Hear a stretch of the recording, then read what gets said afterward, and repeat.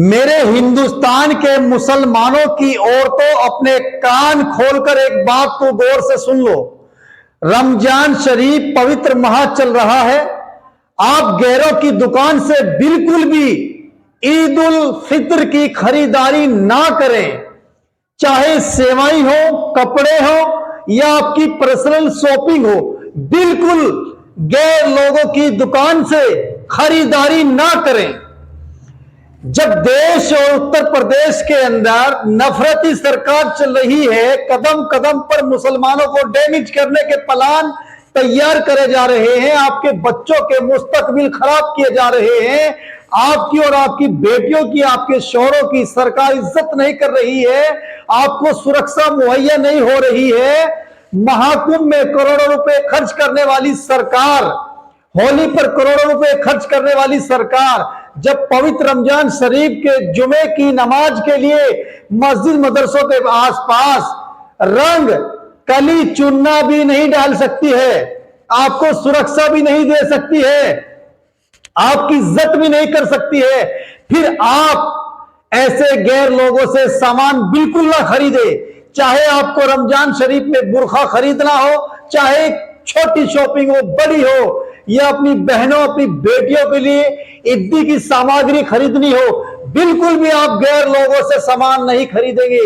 अपने ईमान वाले भाई से, अपने जान पहचान वाले भाई से, अपने रिलेशन वाले भाई से सामान खरीदो। जब आपकी बनी हुई कपड़ों की सामग्री, आपके हाथ से तैयार की गई मिठाई मंदिर में नहीं चढ़ती है, चढ़ापा नहीं चढ़ता है, आपके हाथ से सिले हुए कपड़े कई धार्मिक जगहों पर यूज नहीं होते हैं, फिर आप उन्हीं लोगों से अपना सामान खरीदकर अपनी बेटी, अपनी बहुओं को, अपने शोहरों को, अपने बच्चों को क्यों खिलाते हो? मेरा आपसे सीधा सवाल है।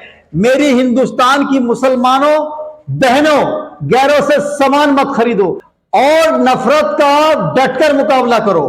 मैं अपने परिवार की बच्चियों से लेकर हिंदुस्तान की सभी मुस्लिम महिलाओं और बहनों से कहना चाहता हूं, नफरत का डटकर मुकाबला करो, निडर रहो, निष्पक्ष रहो, बेबाक रहो, बेखौफ रहो और अपने परिवार और अपने देश के लिए ईमानदार और वफादार रहो। डरने की और घबराने की जरूरत नहीं है। यह कोई पहला वाकया नहीं है। इस्लाम को डैमेज करने के लिए करोड़ों लोगों ने प्रचार प्रसार किया, मगर कुछ नहीं बिगाड़ सके। इस्लाम जिंदाबाद था, है और इंशाअल्लाह इस्लाम जिंदाबाद रहेगा। मैं कभी किसी की आलोचना नहीं करता हूं, मगर दोस्तों, सरकार के दिल में इतनी नफरत, इस कदर जहर है कि हमारे सुनते सुनते कानों से लहू निकल गया है और हम दुखी और डिप्रेशन में आ गए हैं। अरे भाई, सरकार सभी के सहयोग से, सभी के वोटों से, सभी के मतदान से तैयार होती है, बनती है, मगर सरकार एक विशेष समाज को टारगेट करके एक ही समाज को ट्रोल कर रही है और एक समुदाय को खुश करने के लिए उनकी रजामंदी से वो काम कर रही है जो लोग चाहते हैं। मगर अंधभक्तों, कुछ तो सीखो, कुछ तो सीखो। सरकार एक समाज की नहीं, सर्व समाज की होती है, पूरे देश, पूरे प्रदेश की होती है।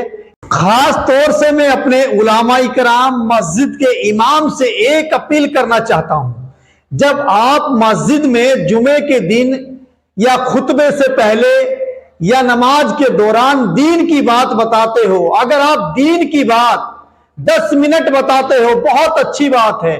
5 मिनट की बात, दुनियावी बात किया करो कि देश संविधान, कानून, सिस्टम से चलेगा।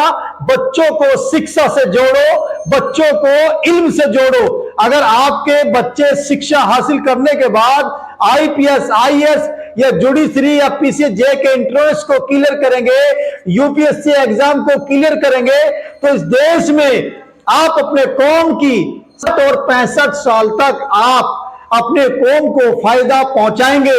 लेकिन हम ज्यादा जोर दीन पर देते हैं, जो बहुत अच्छी बात है, मगर दुनिया में रहने के लिए हमें दुनियावी तालीम की बहुत ज्यादा जरूरत है।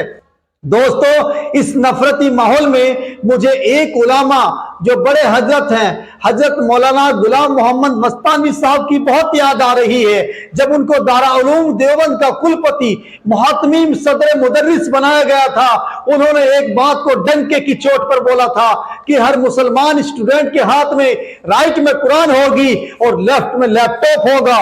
यानी हमें दीन के साथ साथ दुनियावी तालीम की भी जरूरत है। इस वीडियो पर अपनी राय लिखिए। अस्सलाम वालेकुम।